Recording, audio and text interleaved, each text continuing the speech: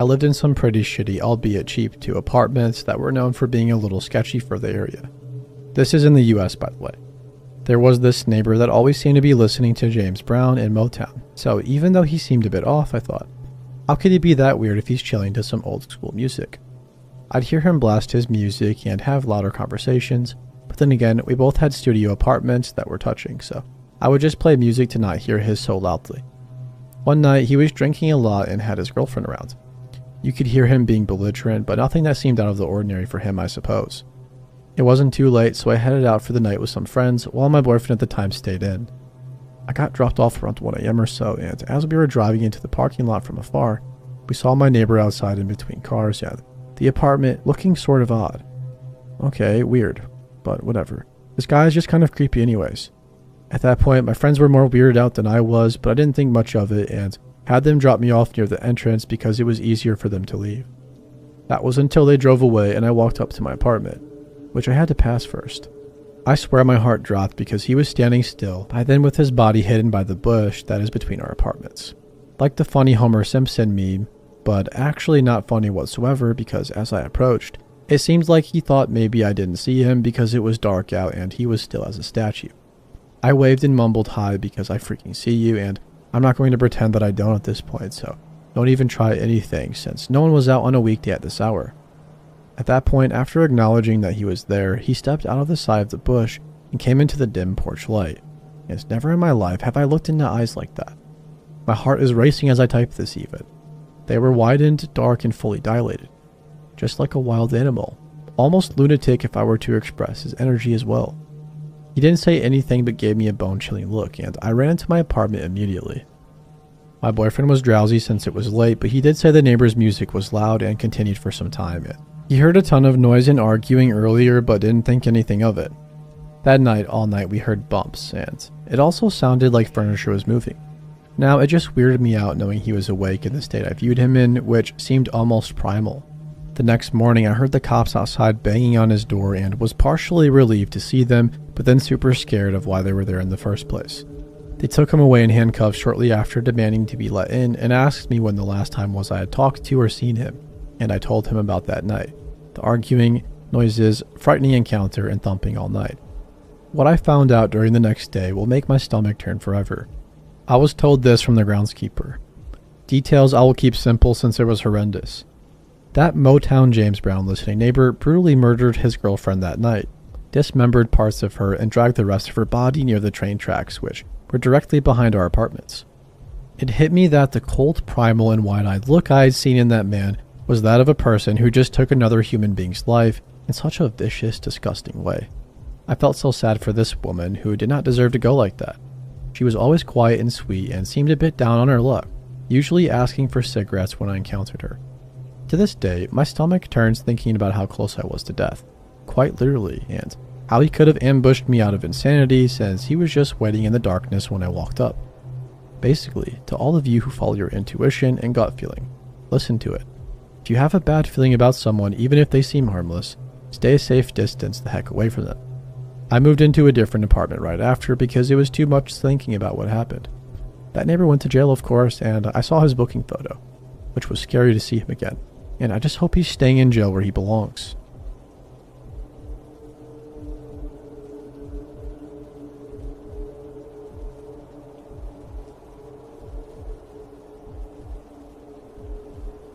In September of 2002, my wife was in her 7th month of pregnancy with our first child. We lived in Ohio at the time, and she wanted a baby shower.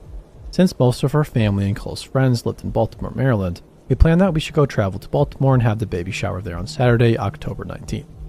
But October 3rd and 4th brought the horrifying realization that a serial killer was on the loose in Baltimore, D.C. area. We naturally re-examined our plans, but decided to go through with them all the same. After all, the likelihood of being the sniper's victim was practically zero from a statistical point of view. My wife and I listened to the news of the Beltway sniper in the days leading up to our trip. It was getting a bit more scary as the death count rose to 9 and there were 2 additional people who had been wounded. In the 11th hour, we decided we would still go, but we would take the RA Turnpike over to I-70 and then I-70 through Hagerstown, Maryland, then Frederick and into Baltimore. Around 5 p.m. on Friday, October 18th, My wife and I picked up my mom and my stepsister and we set out for Baltimore. The trip was going slowly but was otherwise uneventful. We had used the time to review the plans of what to do when we needed to stop during our trip out. The plan was that we all get together and we don't do dilly-dally. We get out of the car and into a building quickly and vice versa, and nobody stays in the car alone. Well, as happens eventually around 12:45 a.m. on a Saturday morning, we all needed a restroom break. We pulled off into a rest stop area near Frederick and pulled right in front of the door to the bathroom facility. The rest area was largely empty, but there was a dark blue late model 4-door sedan parked head in, facing the door to the restroom. I parked next to it and we all quickly reviewed the rules.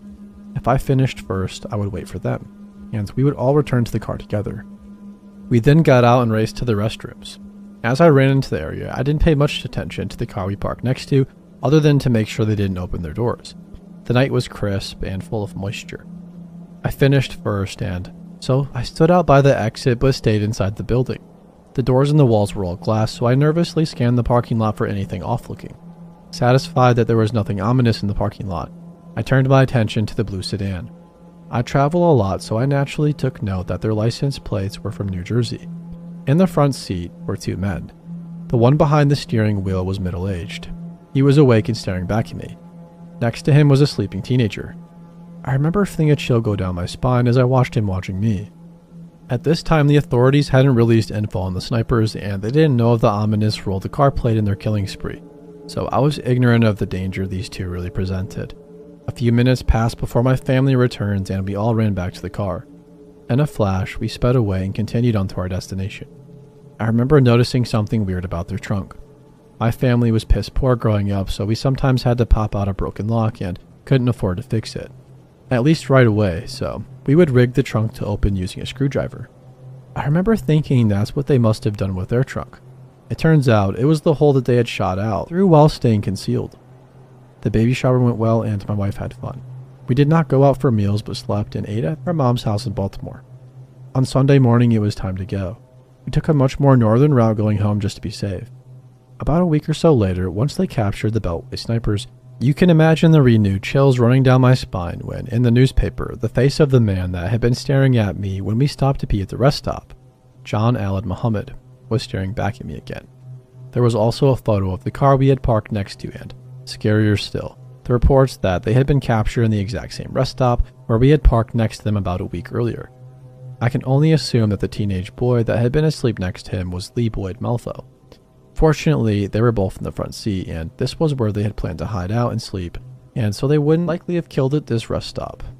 Therefore, I feel like we weren't in immediate danger in this encounter, but had it been elsewhere, though, we may well have been.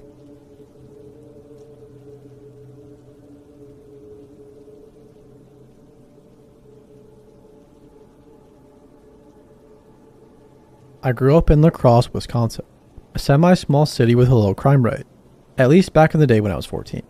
It was such a nice, quiet city that almost nobody locked their doors.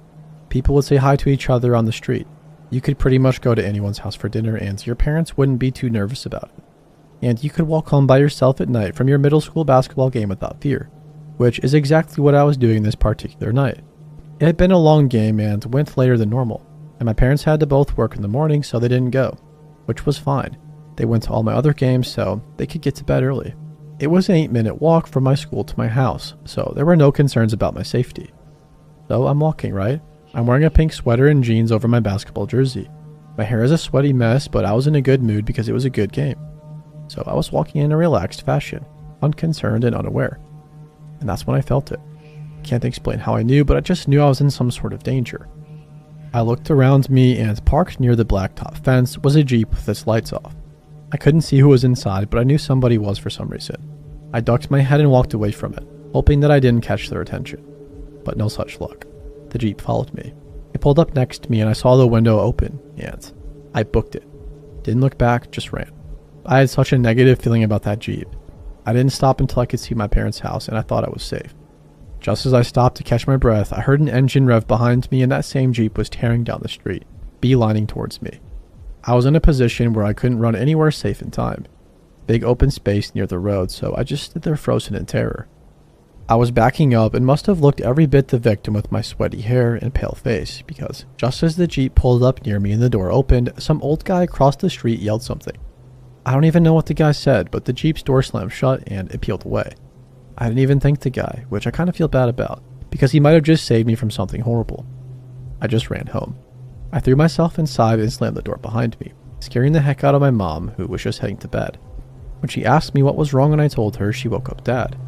We considered calling the police, but since I didn't have a facial description or even a license plate, there wasn't much to give them. All I knew was that it was a dark Jeep and it chased me. That night my parents never let me walk home from school again.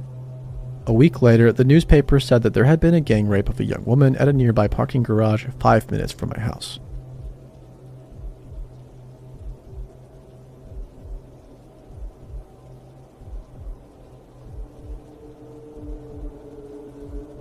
My mom almost walked into a real-life horror movie after a typhoon. While most moms are yelling at kids to clean their rooms, mine's out there in 90-degree Fahrenheit weather, knocking on strangers' doors to get clients for my dad's upholstery business. There's no office and no salary, just grit and a backpack full of flyers, because she understands that if she doesn't bring in any money, we don't get to eat. This happened a few years back right after a typhoon that turned our neighborhood into a swamp. Streets were still flooded, power was out, and everybody was just trying to survive. Mom saw a big white house with a massive sofa sitting outside. It's covered in mud but still valuable. To her, that sofa meant bills. It meant we'd be able to survive the typhoon's aftermath. She called out at the gate. A bulky man appeared, and he towered over her because she's just 4'11". Then she started her pitch while the man just listened wordlessly. Suddenly, he told her to just come inside to discuss the price. Most people talk at the gate, but still, Mom followed him, because bills don't care if you're scared. They got to the front door. He didn't open it wide, just enough for Mom to squeeze through, and that's when she felt something was off. Through the gap of the door's hinge, she saw a second guy, crouched behind the door like a predator. There are fresh bloody gashes all over his arms and chest, still glistening. There's a table behind him with foil and needles, and there's smoke around it. The guy at the door was looking at her. He's waiting for her to step in so he can shut the door behind her. In that split second, she understood everything, but she didn't panic. She smiled instead and acted as if Dad was calling her on the phone, and told the man that her husband waits for her outside, so she'll just come back later. It was a total lie, of course. My dad was home busy repairing sofas, and she was alone. She walked as if nothing happened, but the moment she hit the street, where the man couldn't see her, she sprinted until her lungs felt like they were going to explode. When she told me this story, I actually cried. Not because she was almost kidnapped, and not because she saw a guy covered in blood, but because she did it anyway.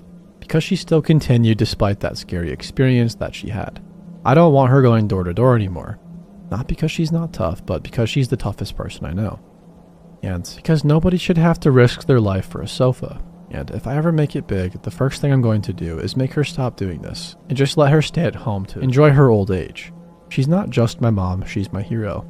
And if you're hearing this, go hug your mom, or call her, or send her money, because people like her, they don't ask for help, they just keep going.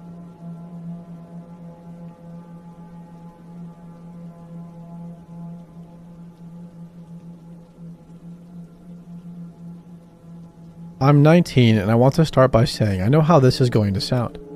Guy moves into an old apartment, hears noises, and thinks his neighbor is watching him through holes in the ceiling. I know. I would have said the same thing 6 months ago. I would have said that guy needs to sleep more and drink less coffee and maybe talk to somebody. But I don't say that anymore. I moved into the apartment in September.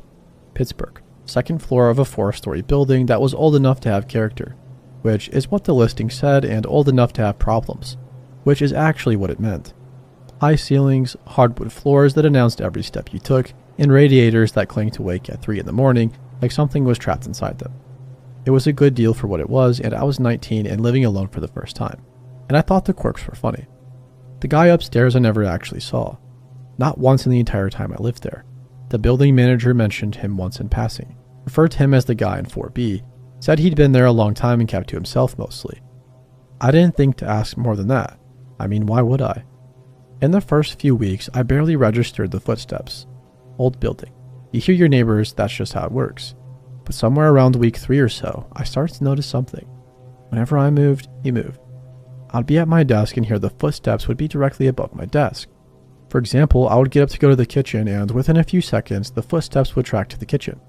I'd go to the bathroom and they'd stop above the bathroom floor, right at the door. I noticed it and then immediately talked myself out of it because the alternative explanation was not something I wanted to sit with at 19 years old, living alone especially. So I tested it. I started moving suddenly, getting up from the couch and going to a different room without any lead up, doubling back mid-route and standing in spots I didn't normally stand. Every single time within seconds, the footsteps adjusted. Not gradually and not coincidentally. Within seconds, like whoever was up there already knew where I was going before I fully committed to going there.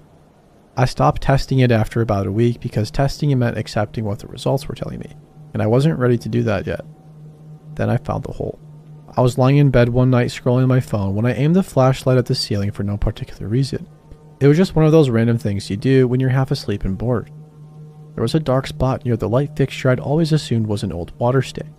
Something about the angle of the flashlight made it look different, rounder and more defined. I got a chair. It was a hole, clean-edged, maybe the width of a pencil, bored straight through the plaster, positioned directly above where I slept. Not a crack, not damage, not anything accidental. Somebody had made it on purpose, and they had made it carefully, and they also aimed it at my bed. I stood on that chair for a long time just looking at it. Then I started checking the rest of the apartment, above my desk. There was one there too. Same size, same clean edges, positioned so that somebody above could see the desk surface and whoever was sitting at it. Above the couch, same thing, angled towards where a person would sit rather than the empty end. I found those two in the same afternoon, and then I got to the bathroom and I almost didn't look up because part of me knew what I was going to find, and part of me understood that finding it was going to change something permanently. There was one in the bathroom ceiling. I sat on the bathroom floor for probably 20 minutes after that. I don't know what I was doing exactly. Processing, maybe. Trying to figure out how long I'd been living there unaware. Trying not to think about the specific things that hole had been used to look at. I went to the building manager the next morning, showed him photos on my phone. He looked at them and said old buildings crack and settle and that plaster does all kinds of things over time. I told him these were not cracks and they were not round and clean and clearly bored through intentionally. He said he would take a look. His eyes went somewhere else when I mentioned 4B specifically, and I noticed it and pushed it. He said the tenant had been in the building for 11 years and was a very private person and he'd never had any complaints. 11 years. I went home and sat with that number for a while. That night, I set my phone up on the bookshelf, angled at the ceiling above my bed, with the camera recording, and went to stay at my friend Marcus's place across town. Told him my heat wasn't working. He didn't push for more. I watched the footage the next morning in his kitchen. For most of the night, the hole was just a dark spot in the ceiling, barely visible in the low light my phone picked up. I watched it on fast forward until about 2 a.m. and then slowed it down. At 2 a.m. a light appeared at the hole, faint and small, like a pinpoint flashlight or a phone screen held close. It stayed for 6 minutes and 3 seconds, steady, unmoving, aimed straight down at my empty bed. Then it went out.